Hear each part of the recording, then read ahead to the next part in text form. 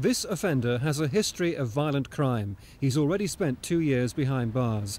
Now he's on probation for carrying an offensive weapon. He says probation has helped him far more than prison ever did. I mean, putting me behind bars is like putting an animal behind a cage, if you can imagine it. I mean, being behind bars, walking up and down, nothing to do.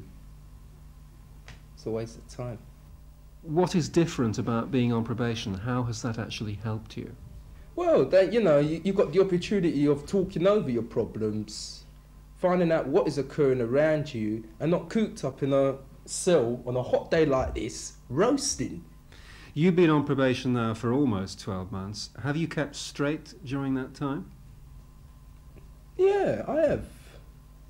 Besides one little minor offence, and that's about it. But besides that, I've been all right, you know. Now his experience and that of other offenders has gone onto a probation video. It'll be shown to judges and magistrates to convince them that probation can be an effective alternative to prison, even for some types of more serious offence. We do keep an eye on offenders, whilst at the same time we're trying to affect their behaviour, particularly the way they offend. And we just know that we're doing that more effectively than, for instance, somebody being in prison, because the chances of coming out from prison and not re-offending are actually quite low.